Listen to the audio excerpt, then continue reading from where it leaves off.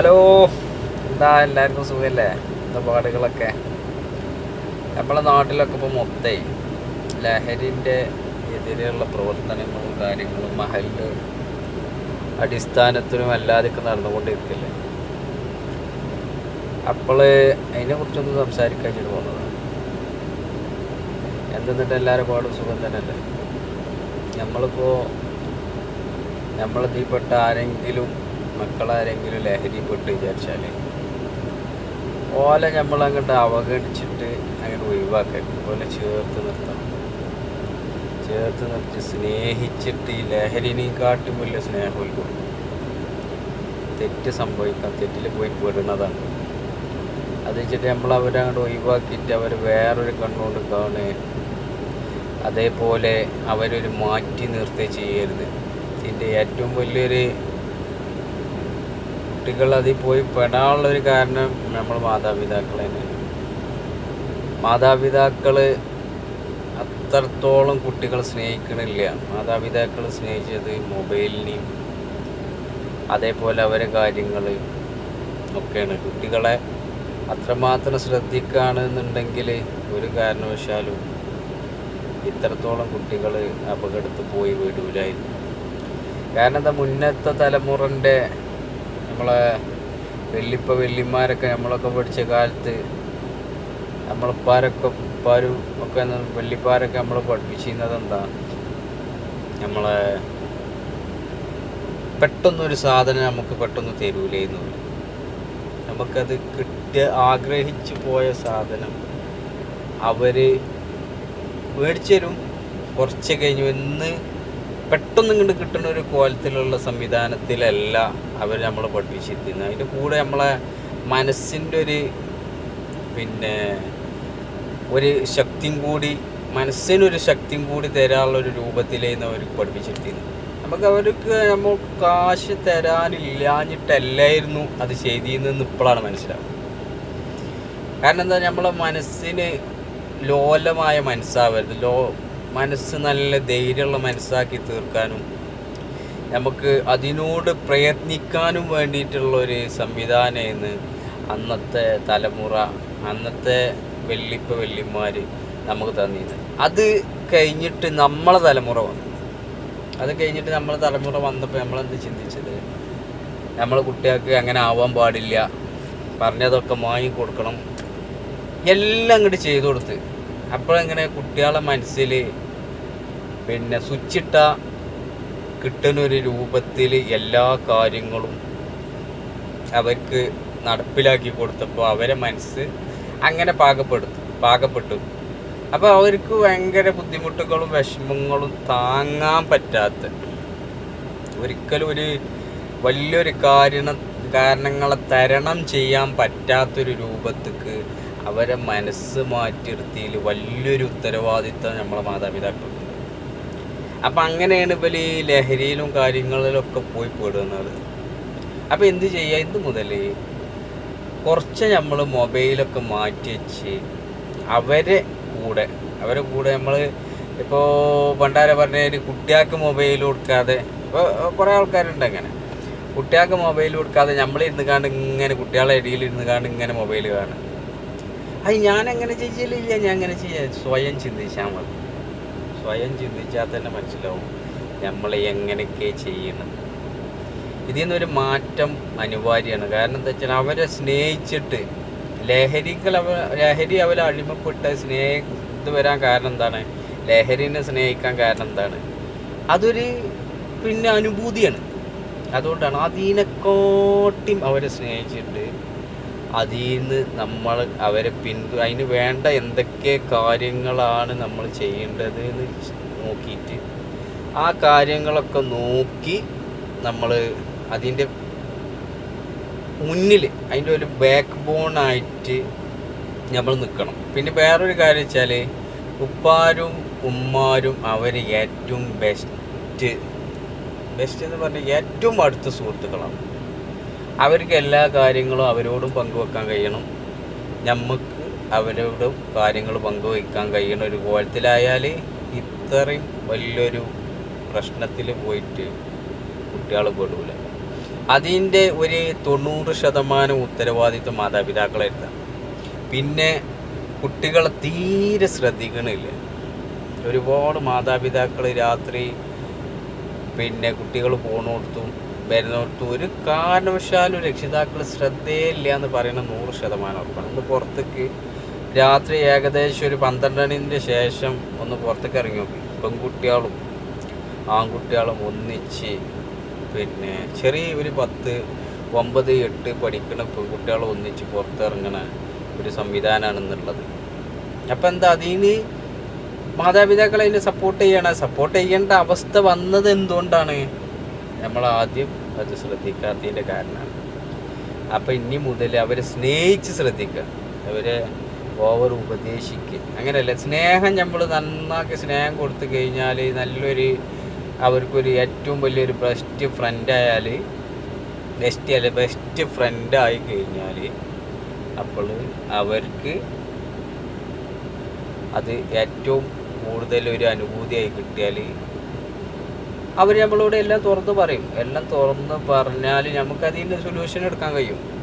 അവർക്ക് എന്താണ് പറയാനുള്ളത് അവർ കേൾക്കാനില്ല. മാതാപിതാക്കൾ അവരെ കേൾക്കാൻ നിൽക്കണില്ല. നമ്മൾ അവരെന്തെങ്കിലും പറഞ്ഞാൽ അവരെ കേൾക്കാൻ ഒരാളുണ്ടെങ്കിൽ ഒരു കാരണവശാലും കുട്ടികൾ അങ്ങനെ വഴിതെറ്റിപ്പോകും. അപ്പോൾ നമ്മൾ അവർ കേൾക്കാനുള്ള ആളാവുക. വീട്ടിൽ വന്നാൽ ഇമ്മ മൊബൈൽ, ബാപ്പ മൊബൈൽ, ബാക്കിയുള്ളവരൊക്കെ മൊബൈൽ, എല്ലാവരും മൊബൈൽ. അപ്പോൾ ഇവർക്ക് കേൾക്കാൻ ആളില്ല, ഇവരെ സ്നേഹിക്കാൻ ആളില്ല, ഒന്നുമില്ല. അപ്പോൾ ഇവർക്ക് വേറെ എവിടെയാണ് കേൾക്കാൻ ആളുള്ളത്, എവിടെയാണ് സ്നേഹിക്കാൻ ആളുള്ളത്? അങ്ങനെ പോയി പെടുമ്പോൾ അവർ അബദ്ധവശാൽ ഈ ലഹരിക്ക് അടിമപ്പെടും. അപ്പോൾ എല്ലാ മാതാപിതാക്കളും നല്ലോണം സ്നേഹിച്ചിട്ട് നമ്മളിപ്പോൾ ഒരു ഉദാഹരണത്തിന് ഒരു ശില്പിൻ്റെ അടുത്ത് ഒരു പ്രതിമ കൊത്താൻ കൊടുക്കുക. പ്രതിമ ഉണ്ടാക്കാൻ വേണ്ടിയിട്ട് ഒരു ശില്പിക്ക് നമ്മളൊരു കല്ല് കൊടുക്കുക. ആ കല്ല് കൊടുത്തു കഴിഞ്ഞാൽ ആ പ്രതിമ കൊത്തുമ്പോൾ അതിൽ ആവശ്യമില്ലാത്ത കല്ലുകൾ, അതേ കല്ലുമ്മലാണ് ഈ ശില്പി ഉണ്ടാക്കുന്നത്, അതിൽ ആവശ്യമില്ലാത്ത കല്ല് കൊത്തിയിട്ട് ഒഴിവാക്കി കഴിഞ്ഞാൽ അതൊരു ഭംഗിയുള്ള പ്രതിമയായിട്ട് മാറും. എത്ര അതിന് കോൺഫിഡൻസിൽ നല്ല സെറ്റപ്പിൽ ആ പ്രതിമ കൊത്തി ആ ശില്പി ഉണ്ടാക്കണോ അതിനൂത്രം ശില്പിക്ക് അതിൻ്റെ ഭംഗി കൂടും. അപ്പം എന്താണ് നമ്മൾ ഒഴിവാക്കേണ്ട സാധനം? ആ നമ്മൾ നെയ്തെടുക്കുന്ന കുട്ടികളെ, നമ്മളെ അടുത്ത തലമുറ. അപ്പം ആ നെയ്തെടുക്കുന്ന കുട്ടികളെ ഒഴിവാക്കേണ്ട സാധനങ്ങൾ നമ്മൾ കണ്ടറിഞ്ഞിട്ട് അവർ ഏറ്റവും ശ്രദ്ധിച്ച് നോക്കണം. നല്ല കറക്റ്റായിട്ട് ശ്രദ്ധിക്കണം. ഒരു ശില്പി എങ്ങനെയാണോ ഒരു ശില്പം കൊത്തിണ്ടാക്കുന്നത്, എത്ര ടൈം പിടിച്ച് ആ ടൈം പിടിച്ചിട്ട് ആ ശില്പി കൊത്തിണ്ടാക്കണ പോലെ ആ കുട്ടികളെ നോക്കി അത്രയും ക്ലിയർ ചെയ്തുണ്ടാക്കി മാത്രമേ നമുക്ക് നല്ലൊരു തലമുറനെ വാർത്തെടുക്കാൻ പറ്റുള്ളൂ. അല്ലാതെ കുട്ടികളെ വൈക്ക്, നമ്മൾ വൈക്ക്, എന്താണ് കാര്യമില്ല. ഒരു കാര്യമില്ല. ഒരു കുട്ടികളെ കുറ്റം പറഞ്ഞിട്ട് ഒരു കാര്യമില്ല. ഇതിൻ്റെ ഫുള്ള് ഉത്തരവാദിത്തം മാതാപിതാക്കളാണ്. പിന്നെ ഉമ്മമാരോട് ആരെങ്കിലും ഒരു കാര്യം പോയി പറഞ്ഞാൽ ഇത് പൊതുവേ പറയേണ്ട കാര്യമില്ല. കാരണം എന്താ വെച്ചാൽ ഒരാൾ ഒരു രഹസ്യമായിട്ട് ഉമ്മമാരോടോ ഉപ്പമാരോടോ ഏതെങ്കിലും അറിയണ ബൽക്ക് നന്നാവണമെന്ന് ഉള്ള ഒരാൾ വന്നിട്ട് പറയാണ് കുട്ടിക്ക് ഇങ്ങനത്തെ ഒരു പ്രശ്നം കാണുന്നുണ്ട് കേട്ടോ, അപ്പം നിങ്ങളൊരു ശ്രദ്ധിക്കണം എന്ന് പറഞ്ഞാൽ പറയണം. എങ്ങനെ ശ്രദ്ധിക്കുക? എന്തിനും ശ്രദ്ധിക്കണം? എൻ്റെ കുട്ടി അങ്ങനെ ഒന്നും പോവില്ല. എൻ്റെ കുട്ടി അങ്ങനത്തെ ഒരു കുട്ടിയേ അല്ല. എൻ്റെ കുട്ടി നേരുമ്പോഴത്തേക്ക് ഇവിടെയാണ് അവിടെയാണ് പറഞ്ഞിട്ട് അവനാൻ്റെ കുട്ടികളെ അങ്ങോട്ട് പൊന്തിച്ച് കാണിച്ചു. അപ്പം എന്താ ചെയ്യേണ്ടത്? ഈ മാതാപിതാക്കൾ അങ്ങനെ പറഞ്ഞാൽ ഞാൻ ശ്രദ്ധിച്ചോളാം. പിന്നെ അവനെ നിങ്ങൾ പഠിക്കൽ തുടങ്ങണം. അവളെ നിങ്ങൾ പഠിക്കൽ തുടങ്ങണം. എന്താണിത് പറയാൻ കാരണം? എന്തുകൊണ്ടാണ് പറഞ്ഞത്? അപ്പം അവനെ പഠിക്കൽ എങ്ങനെ? നമ്മൾ അവൻ്റെ നേരെ പോയിക്കാണ് ഇതിങ്ങനെ ചെയ്തിന്നടാ അല്ല, അങ്ങനെ പഠിപ്പിക്കാനേ പാടില്ല. ആ കുട്ടീനെ പറ്റി അന്വേഷിക്കണത് ആ കുട്ടി അറിയരുത്. അങ്ങനെ അന്വേഷിക്കണം. ആ കുട്ടിൻ്റെ ബാക്കിൽ നിങ്ങളെ കണ്ണ് ഓടിക്കൊണ്ടിരിക്കണം. ആ കുട്ടിൻ്റെ നിഴലായിട്ട് നിങ്ങൾ പ്രവർത്തിക്കണം. അല്ലാതെ ആ കുട്ടീനെ പോയിക്കാണ്ട് ശാസിക്കുക അടിക്കുക അല്ല വേണ്ടത്. അതിൻ്റെ ഓനെ പ്രവർത്തിച്ചിട്ട് ഓൻ്റെ ബാക്ക് പോയിട്ട് അല്ലെങ്കിൽ ഓളെ ബാക്ക് പോയിട്ട് അവരെ പിടിച്ച് നിങ്ങൾ പഠിക്കണം, പഠിക്കാനുള്ള നേരം കണ്ടെത്തണം. നേരം കണ്ടെത്തിയിട്ട് അങ്ങനെ എന്തെങ്കിലും ഉണ്ടോ ഇല്ലേ എന്ന് നമ്മൾ അന്വേഷിച്ച് അവരെ കണ്ടെത്തിയിട്ട് അവരെ ആ വഴിയിൽ അഥവാ പെട്ടിട്ടുണ്ടെങ്കിൽ സ്വയം നമ്മൾ മാത്രം അറിഞ്ഞാൽ മതി. നമ്മളറിഞ്ഞാൽ ഇനിയിപ്പോൾ അങ്ങനെ എന്തെങ്കിലും സംഭവിച്ചിട്ടുണ്ടെങ്കിൽ അറിയാതെ ചെയ്യണ അഡിക്ഷൻ സെൻ്ററുകളുണ്ട്. അതിൽ കൊണ്ടുപോയിട്ട് അവരെ പരിപാലിച്ച് നോക്കി അവരെ നല്ലൊരു ഇന്ന് നാട്ടിക്ക് വേണ്ട ഏറ്റവും വലിയൊരു പൗരനാക്കിയിട്ട് നമ്മൾ എടുക്കണം. അതാണ് നമ്മളെ ഉത്തരവാദിത്തം. അല്ലാതെ കുറേ കുട്ടികളുണ്ടാക്കി ഓല വയ്ക്കും, നമ്മളെ വയ്ക്കുമല്ല. ഓല നേരിട്ട് സാക്ഷിക്കുകയേ ചെയ്യരുത്, ഓല ഒരിക്കലും ചീത്ത പറയരുത്. നമ്മൾ ഓല ബാക്ക് പോയിട്ട് അവരെ പഠിച്ചുകൊണ്ടിരിക്കണം.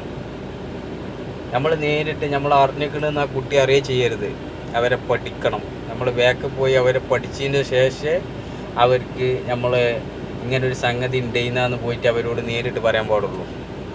അത് പഠിക്കാതെ നേരിട്ട് പറഞ്ഞാൽ ആ കുട്ടിക്ക് ഇങ്ങനെ വൈരാഗ്യം കൂടുകയാണ്. നമ്മളോട് ഇങ്ങനെ ചെയ്ത് ഈ ഇതിൽ അടിമപ്പെട്ട് എന്ന് അറിഞ്ഞിട്ടുണ്ട് എന്നിട്ട് പിന്നെ ആ കുട്ടീൻ്റെ മാതാപിതാക്കളെ അറിഞ്ഞാൽ ആരാണ് അടിമപ്പെട്ട കുട്ടി എന്നല്ല, ആരാണ് ഇതിൽ അടിമപ്പെട്ട് എന്നുണ്ടെങ്കിൽ അവരെ മൈൻഡ് വേറൊരു വശത്തേക്ക് മാറും. കില്ലിങ് ഹോർമോൺ പ്രവർത്തിക്കും. പിന്നെ ആ കുട്ടി പോണതൊക്കെ വേറൊരു ലെവൽക്കാണ് മാറുക. അപ്പോൾ അത് ചെയ്യരുത്. അപ്പോൾ എന്ത് ചെയ്യുക, ആ കുട്ടീൻ്റെ ബാക്കിൽ എന്നും നിങ്ങൾ പോണത് എങ്ങനെയാണ് അതറിഞ്ഞതിൻ്റെ ശേഷം എന്നും നമ്മൾ ആ കുട്ടീൻ്റെ ബാക്ക് എങ്ങനെയാണ് ആ കുട്ടീൻ്റെ ശുശ്രൂഷ ചെയ്യുന്നത്, ആ കുട്ടീനെ സ്നേഹിച്ച് ആ കുട്ടിക്ക് ഭക്ഷണം ഉണ്ടാക്കി കൊടുത്ത് എല്ലാ കാര്യം പഴയ പോലെ തന്നെ ആ ഒരു സംശയം തുടങ്ങാതെ ആ കുട്ടീൻ്റെ ബാക്ക് പോയിട്ട് ആ കുട്ടീനെ 100% പഠിക്കണം. നമ്മളൊരു നേലായിട്ട് പോയിട്ട് പഠിക്കണം. മറ്റത് നമ്മൾ നേരിട്ട് പറഞ്ഞു കഴിഞ്ഞ പോലെ 4 ദാസനും 4 അടിയും കൊടുത്ത വൈരാഗ്യം കൂടുകയാണ്. ഇന്നത്തെ കുട്ടികൾക്ക് ഞാൻ പറഞ്ഞു, ഇതിന് മുന്നേ പറഞ്ഞു, നമ്മളെ മനസ്സിൻ്റെ കട്ടി വളരെ കുറവാണ്. കുട്ടികൾക്ക് നമ്മൾ ഒരു മനസ്സിന് അത്രയും ധൈര്യം നൽകണ ഒരു സംഗതി ഇന്ന് കഴിഞ്ഞ മാതാപിതാക്കൾ കൊടുത്തിട്ടില്ല. കാരണം എന്താ വെച്ചാൽ പിടിച്ചു വെച്ചിട്ടാണ് അവരെ ഒരു സംഗതി, ഒരു ഡ്രസ്സ് എടുത്ത് തരുന്ന കാര്യം ഇന്ന് പറഞ്ഞാൽ അപ്പം തന്നെ എടുത്തു കൊടുക്കാതെ ഒരു 2 ദിവസം കഴിഞ്ഞിട്ട് വെയിറ്റ് ചെയ്തിട്ട് കൊടുക്കുമ്പോൾ ആ കുട്ടിക്ക് ഒരു ആകാംക്ഷ ഉണ്ടാവും. അത് കിട്ടിയിലൊരു ആകാംക്ഷ ഉണ്ടാവും, അത് കിട്ടുമ്പോഴുള്ളൊരു സന്തോഷം ഉണ്ടാവും. അപ്പോൾ ഇതൊക്കെ കൂടിയിട്ടുള്ളതാണ് നമ്മളെ ജീവിതമായിട്ട് വരുന്നത്. മറ്റേത് ഇതിപ്പോൾ സ്വിച്ച് ഇട്ടാൽ നിൽക്കേരി ഇന്നിപ്പോൾ എനിക്ക് 10 റുപ്യ വേണമെന്ന് പറഞ്ഞാൽ അന്നത്തെ അമ്മമാരെത്ര 500 എടുത്തിട്ട് കൊടുക്കുകയാണ്. ഇത് കൊണ്ടേക്കോ, എനിക്ക് ആവശ്യം ഉണ്ടാവും, വെച്ചോ. കാരണം എന്താണ്, ഈ ബാപ്പമാരവിടെ നിന്ന് നയിച്ച് ഇടങ്ങാറായിട്ട് ഈ കുപ്പൂസിൻ്റെ ഒരു കഷ്ണം തിന്നുകാണ്ട് അവിടെ മറ്റേ പെപ്സിൻ്റെ ടിന്നുണ്ട്. ഞാൻ ഗൾഫിലുണ്ടായിരുന്ന കാലത്ത് ഞാൻ ഭയങ്കരമായിട്ട് ഗൾഫുകാരെ എന്താ പറയുക, അവരുടെ ജീവിതം അങ്ങനെയാണ്. പെപ്സിൻ്റെ ടിന്നുണ്ട്, അത് നിലത്തുനിന്ന് പെറുക്കിയിട്ട് അത് ചവിട്ടിയിട്ട് റൂം കൊണ്ടുവയ്ക്കും. റൂമിലോട് വെക്കൽ ആകെ ഒരു ചെറിയ കട്ടിലുണ്ടാവുക, ആ കട്ടിൻ്റെ ചോട്ട് വെക്കും. ആ ചോട്ടിൽ വെച്ചിട്ട് ആ പെപ്സി ടിന്ന് വിറ്റിട്ടാണ് അവരുടെ ജീവിതം കഴിക്കുന്നത്. എന്നിട്ടോ അത് കഴിഞ്ഞിട്ട് ആ ശമ്പളം കിട്ടുന്ന പൈസ മൊത്തം തയ്യായിട്ട് വേറെ ആളായിരുന്നു, എടാ ഈ മാസം എന്തെങ്കിലും തരുമോ, അടുത്ത മാസം ഞങ്ങൾക്ക് തരാം എന്ന് പറഞ്ഞ് ഒരാളിൽ നിന്ന് പൈസ വാങ്ങിയിട്ടാണ് വീട്ടിൽ അയച്ചു കൊടുക്കുന്നത്. ഈ വീട്ടിലുള്ള പെണ്ണുങ്ങൾക്ക് അറിയോ? അറിയില്ല. അപ്പോൾ അറിയാത്തതിൻ്റെ കാരണത്താൽ ഈ കുട്ടികൾക്ക് 100 കൊടുത്താൽ 100 ചോദിച്ചാൽ 500 കൊടുക്കണം. കാരണം അത് പൈസ ഇവിടെ വരുന്നുണ്ട്. അത് പ്രവാസികളെ ഏറ്റവും വലിയൊരു പ്രശ്നമാണ്. കാരണം എന്താ വെച്ചാൽ അവിടെ ഉള്ള ബുദ്ധിമുട്ട് ഇവിടെ ഉള്ള വീട്ടുകാരെ അറിയിക്കണം,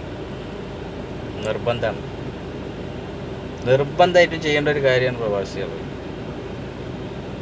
ഞാനപ്പോൾ എന്താ പറഞ്ഞു, ഞാൻ എനിക്ക് പോകണം, ജയിലിൽ പോവുകയാണെങ്കിൽ ഒരുപാട് പറയാനുണ്ട്. അപ്പോൾ നമ്മളെ കുട്ടികളെ നമ്മൾ നന്നാക്കി ശ്രദ്ധിക്കണം. നമ്മളുടെ മഹല്ല് തോറും നമ്മളെ നാടുതോറും ഈ ലഹരിക്കെതിരെ നല്ലൊരു പ്രവർത്തനം നടക്കുന്നുണ്ട്. അതിൽ ഇങ്ങനെ എന്തെങ്കിലും ഉണ്ടെന്നുണ്ടെങ്കിൽ മാതാപിതാക്കളോട് പറഞ്ഞാൽ മാതാപിതാക്കൾ അത് പ്രതികരിക്കാതെ അവരെ പഠിച്ചിട്ട് അതിൻ്റെ ലെവലിൽ ആ കുട്ടികളെ നല്ലൊരു മാതൃക ആയിട്ട് വളർത്തണം എന്ന് പറയാനുള്ളൂ. എന്നായിക്കോട്ടെ, പോകട്ടെ.